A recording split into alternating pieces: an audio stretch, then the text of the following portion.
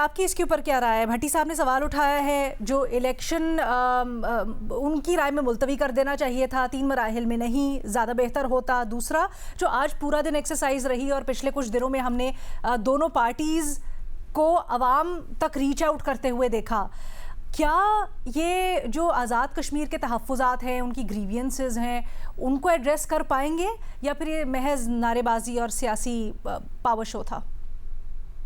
देखिए लीना, पहली चीज़ तो मैं ये समझती हूँ कि आज़ाद कश्मीर के अंदर जो है इलेक्शंस उनको बिल्कुल भी मुतनाज़ नहीं बनाना चाहिए और इसलिए उनको डिले करने का तो कोई रीज़न नहीं था और ना ही वो उस तरीके से हुए। और अगर वो फेजेस में भी करा रहे हैं और वो सिक्योरिटी कंसर्न्स की वजह से करा रहे हैं तो ये एक अच्छी बात है, क्योंकि आपको मालूम है कि सिक्योरिटी कंसर्न्स जेन्युइन है। हमने देखा है कि इंडिया जो है वो बहुत सी ऐसी चीज़ें जो है वो एक्सप्लॉइट भी करता है। उसके अलावा हम जो एक टेररिज्म की वेव भी पाकिस्तान में देख रहे हैं थ्रू इंडियन प्रॉक्सीज। तो अच्छी बात है कि केयरफुली ये चीज़ जो है वो कंडक्ट की जा रही है। लेकिन ये जो धांधली के इल्ज़ामात हैं लीना, मुझे अफ़सोस हुआ, क्योंकि आज़ाद कश्मीर के इलेक्शंस में तो बिल्कुल, जैसे मैंने कहा, कोई मुतनाज़ चीज़ नहीं होनी चाहिए थी। आज़ाद कश्मीर के इलेक्शंस ट्रांसपेरेंट होने चाहिए, इंडिपेंडेंट होने चाहिए, फ्री एंड फेयर होने चाहिए। उसकी वजह देखें, एक तो ये कि वहाँ के जो लोग हैं वो हमसे यही एक्सपेक्ट करते हैं पाकिस्तान से। दूसरी चीज़, जो इंडिया की नज़र है वो आपको मालूम है कि बहुत ही वो तो हर चीज़ को ट्विस्ट कर लेते हैं रिलेटेड टू आज़ाद कश्मीर। अभी आपने राजनाथ सिंह का जो है वो आपने स्टेटमेंट भी देखी होगी, फॉरेन ऑफिस ने उसके ऊपर जो है वो रिस्पॉन्ड भी किया है।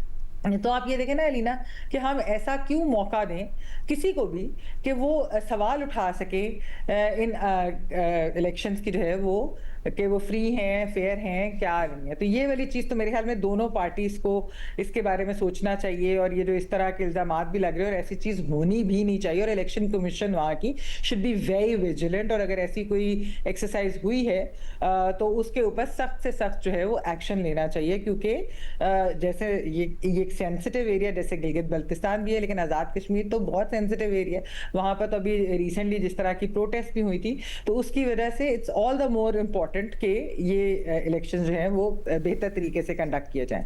अच्छा, दूसरा अलीना, जो आपका सवाल है कि क्या इससे जो है उनके मसाइल और ये चीज़ें हल होंगी, अभी तक तो मुझे ये सियासी रेटरिक लग रहा है लीना, जो ये बातें दोनों जमातों की तरफ से की जा रही है। एक जमात उनमें से हुकूमत में है, दूसरी जमात जो है वो उसकी पाकिस्तान में फेडरल गवर्नमेंट भी है, पंजाब हुकूमत भी उनकी है।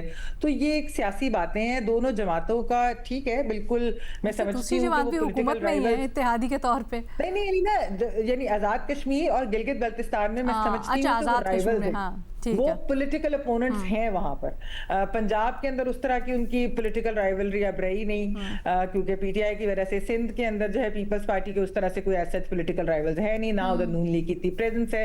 तो फेडरल में उनकी कोलिशन या वैसे जो उनकी कोलिशन होना, वो तो ऐसी है ना कि we can't live without you but we have to live with you type. उनका अजीब सी सिचुएशन है, एक दूसरे के बगैर रह भी नहीं सकते लेकिन रहना भी है। तो ये पॉलिटिकल राइवलरी जरूर है। मैं समझती हूँ कि ठीक है, उसके अंदर आप बयानात भी देते हैं, आप उसके अंदर कुछ सख्त बातें भी कर जाते हैं, लेकिन at the end of the day आप जो वादे कर रहे हैं, मेरा तो इसके अंदर ये कि जो भी हुकूमत बनाए, जो आप वादे कर रहे हैं, क्या आप उसको रियलिटी में ट्रांसलेट कर सकेंगे? अभी तक मुझे ऐसा इसलिए नहीं लग रहा अलीना, क्योंकि जो जैक की जो थी जो डिमांड्स थी, उस पर शुरू में हमने देखा था, और ये आज से तो नहीं, ये तो कुछ सालों से जिस तरह चल रहा है ना, वो इस साल तो नहीं हुई उनकी पहली बार। तो उसके ऊपर पहले जिस तरह डिले किया गया, फिर निगोसिएशन हुई, फिर मानी गई, फिर कुछ रह गया। अब भी वो जो 12 सीटों वाली चीज़ है, और फिर जिस तरह का रिएक्शन भी आया, वायलेंट होगी वो प्रोटेस्ट। तो मुझे लगता है कि ये निगोसिएशंस या बातचीत से या वहाँ के लोगों की जो जेन्युइन ग्रीवेंसेस हैं उनको शायद हल नहीं करना चाहते, और सिर्फ it's all about grabbing power. मतलब वो जो 12 सीटों के ऊपर भी जो सवाल उठाए जाते हैं वो यही है कि क्या ये सिर्फ और सिर्फ हुकूमत साजी के लिए है या फिर हमारे अवामी मसाइल हल करने के लिए हैं। अगर वो ट्रांसलेट कर रही होती 12 सीटें लोगों के अवामी मसाइल हल करने में, तो शायद उनके ऊपर इतनी कंट्रोवर्सी भी ना होती। ये बात भी इन दोनों जमातों को सोचनी चाहिए कि क्या वजह है कि आज़ाद कश्मीर के लोग जिनको मालूम है कि पाकिस्तान जो है वो उनको बहुत उनसे मोहब्बत भी करता है और उनके साथ खड़ा है अपने कश्मीरी भाई बहनों के साथ, लेकिन क्या वजह है कि उनको लग रहा है कि उनकी डिमांड्स फुलफिल नहीं हो रही या उनकी कोई ना कोई ग्रीवेंसेस रह गई हैं, तो उसका मतलब है कि कहीं ना कहीं we are failing, these political parties are failing to deliver. तो इस चीज के ऊपर इन जमातों को गौर करना चाहिए, ना कि ये कि सिर्फ सियासी नारे लगाएं या बयानबाजी करें, वादे कस्में जो भी वो कर दें और उसके बाद कुछ फुलफिल ना करें और वहां के लोग जो हैं वो बैठकर देखते ही रहें कि हुकूमत तो बन गई लेकिन हमारे मसाइल तो हल नहीं।